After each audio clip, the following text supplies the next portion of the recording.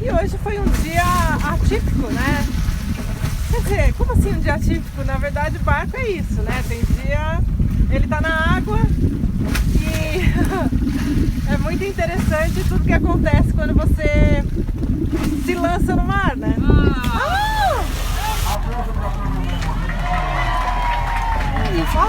A gente pensou que ia ficar 2 meses no sul e acabou ficando 7 meses. E agora falei pro Adriano que gostaria de ficar 3 meses em Floripa. Só que a gente não sabia que morar a bordo nessa região é muito mais difícil do que a gente podia imaginar.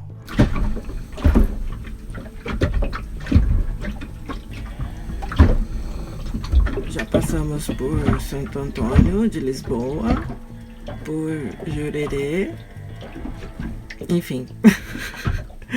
São lugares lindos para as imagens, né? Para você velejar durante o dia, mas para passar a noite tentando dormir realmente. Tá aí a experiência, né? Dessa nossa subida de costa aí, que realmente. Subida de costa! Você sobe a costa brasileira e você pensa, vou passar muito tempo em tal lugar. Não necessariamente, né? Você vai. Essas porradinhas, tá sentindo? Essas porradinhas. A água no casco, né, meu? Eu não sei quantas noites faz que eu não durmo. E eu não sei que tipo de impacto isso causa.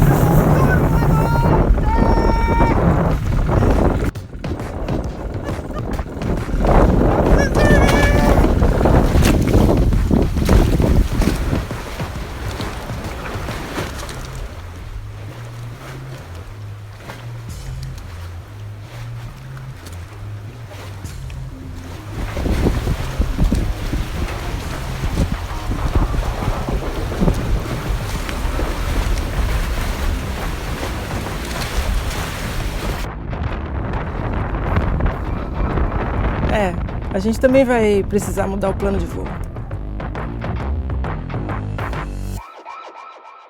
Yeah, it's a hot day. I'm hanging in the sunshine. You should hit me with the splash gun so I cool down. Won't you come on over? We can party till the sun's down. Baby, let me buy you a drink while we're dancing a blink. I could go for some Queen Bee too. Bass is going boom boom. If you're looking for some crazy.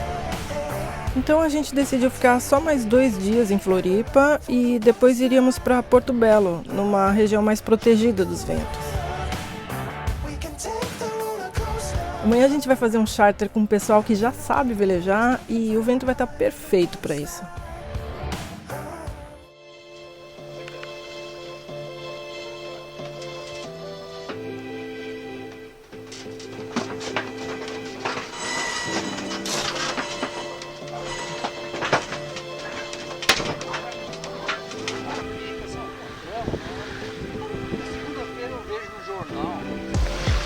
Legal porque anda mais, assim, legal porque você tem um controle maior, assim, sabe, no jornal, consegue fazer com beleza pra frente, voltando do lado,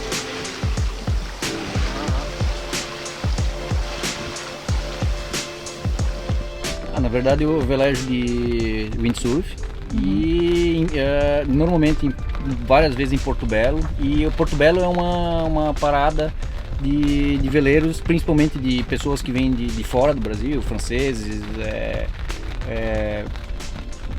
austríacos. O pessoal sempre para em Porto Belo porque é um local calmo e na verdade um ponto de apoio para a segunda pernada que é até Rio Grande ou até Buenos Aires. Então o pessoal usa aquilo lá como uma base para achar uma janela de vento para Buenos Aires, ou então mais ao sul, quem vai fazer Patagônia. Então os franceses fazem muito disso. E lá eu conheci um amigo, um francês, até embarquei com ele para ir até Rio Grande. E aí como eu embarquei com ele, comecei a me interessar também além do windsurf, pela vela, né, pelos barcos. Não tenho barco ainda, pretendo comprar ver. Por enquanto tô no charter, tô embarcando, tô de bicão. Quem me leva, tô indo, né? Então foi dessa forma que eu entrei nesse mundo, que eu tomei interesse pela vela de cruzeiro, de barcos mesmo. Que material é essa vela? Draco. Tá com quantas onças? Oi? Onça? É minha onça? Ah, não sei. Sabe? Não sei. Draco. Não sei.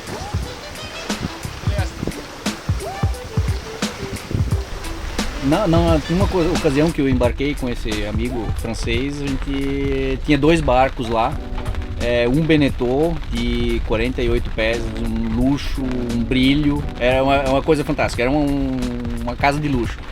E de um outro que era um negócio bem roots, o barco dele era simples, ele não tinha rádio, ele não tinha geladeira, ele não tinha banheiro,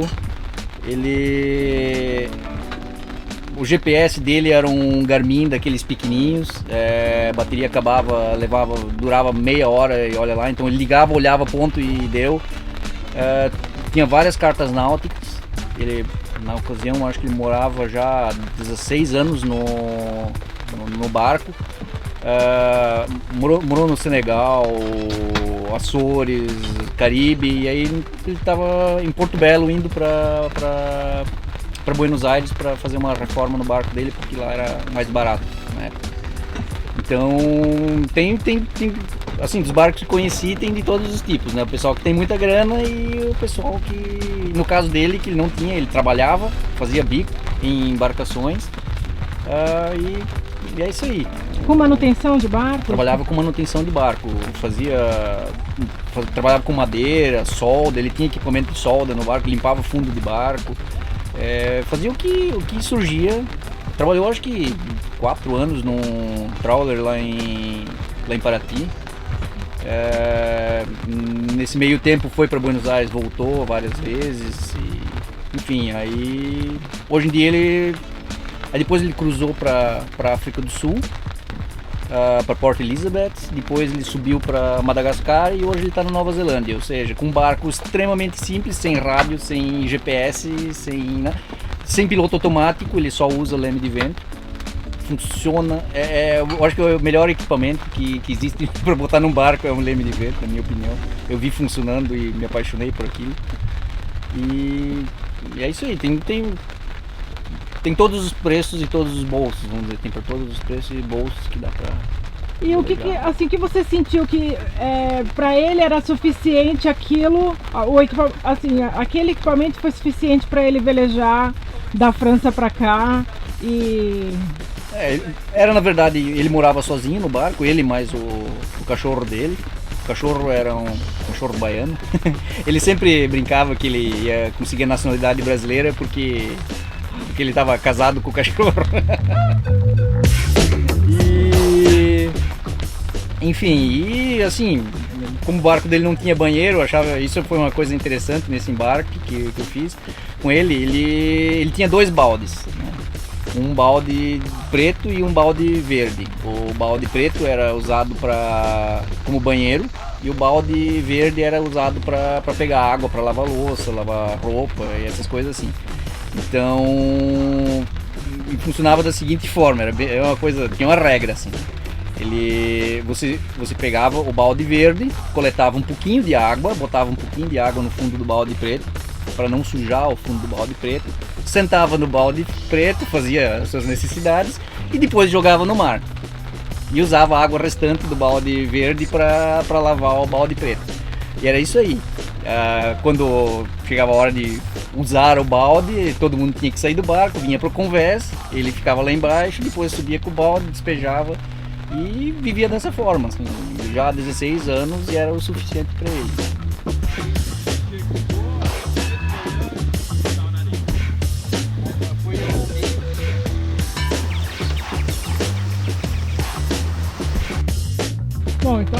pedir desculpa com relação a equipamento de barco. Não, eu acho o seguinte, se tiver segurança, o importante é ser um equipamento seguro.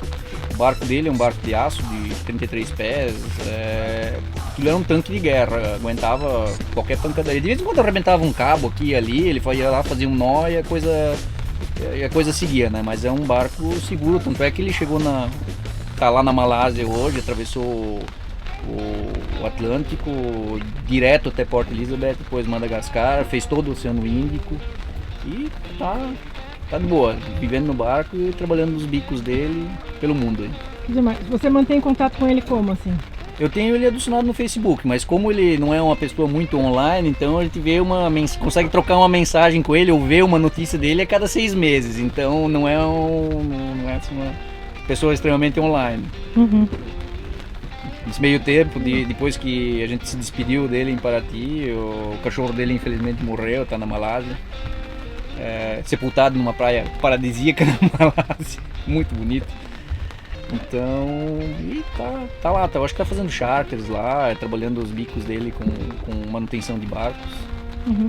E você, nessa pesquisa, assim, o que você sente dos barcos que você já conheceu, assim, o que tem sido, na sua cabeça, o barco ideal, assim, que você procura?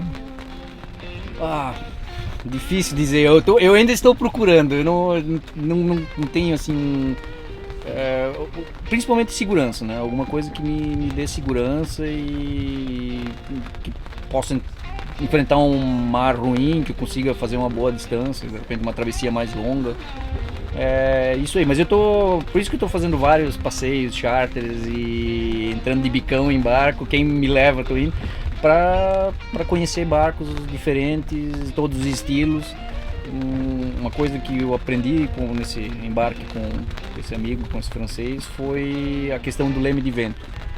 Aquilo lá foi uma coisa que realmente o dia que eu tiver o meu barco, vou instalar um leme de vento, porque é uma coisa que trabalha de graça para você, né? E tem lemes de vento que não funcionam, mas no caso dele lá funcionava perfeitamente, com vento de popa, de alheta, mesmo com 2 nós de vento, o leme mantinha o barco funcionando no rumo, né? Era muito bom. É uma coisa que realmente, isso foi uma coisa que eu aprendi lá com esse embarque, leme de vento, um equipamento fantástico. Perfeito, muito obrigada. O Adriano, ele foi levar o pessoal agora na praia e enquanto isso eu aguardo aqui pra gente ir depois para um café, um lugar assim que a gente possa trabalhar, porque dentro do barco, por enquanto, a gente vai precisar esperar aí o vento acalmar pro barco não mexer tanto. Eu acho que essas ondinhas aqui dá pra ter uma ideia do que tá acontecendo, né? Como é que é.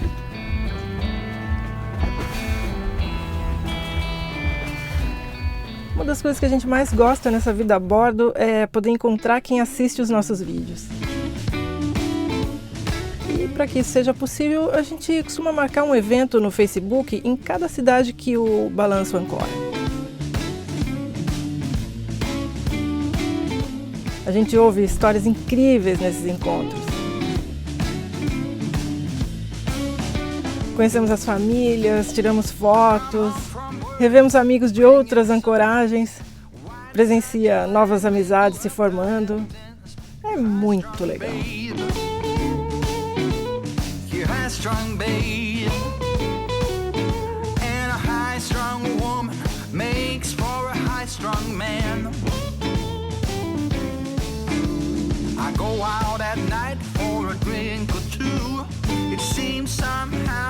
E depois desses momentos incríveis, seguimos para Porto Belo.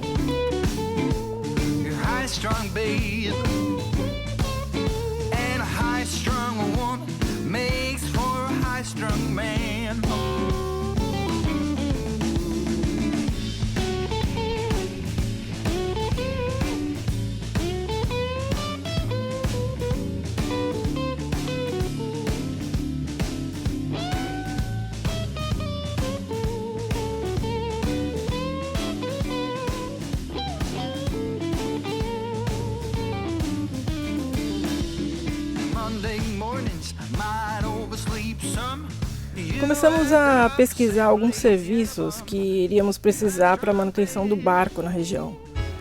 Além da lavanderia para levar as roupas, que era um montão. Início. Enquanto a gente espera, planeja a ida de avião para São Paulo e de lá de carro para Paraty, para participar da flotilha com os barcos da Wind Charter.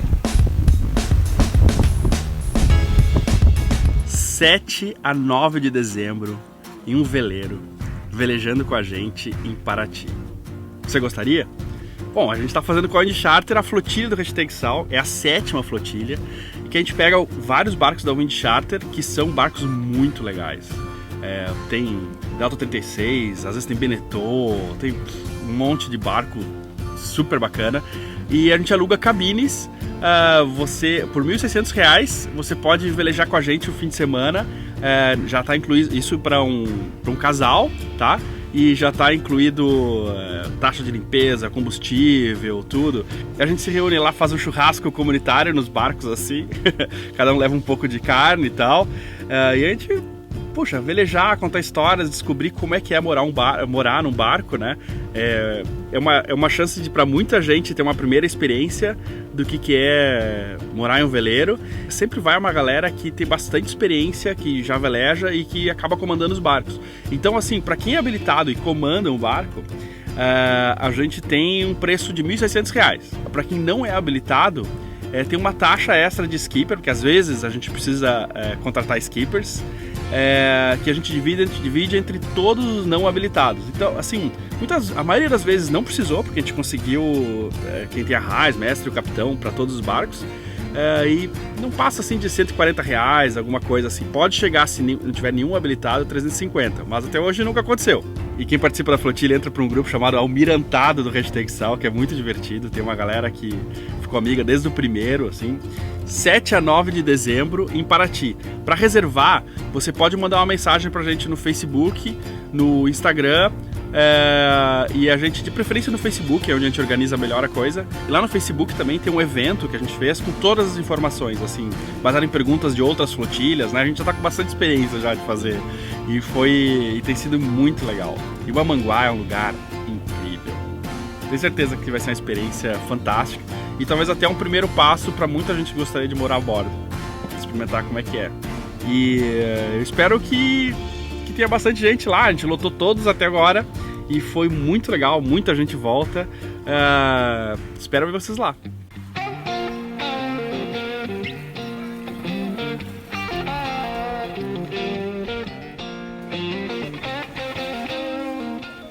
Um dos encontros que fizemos, conhecemos o Eliandro em Rio Grande.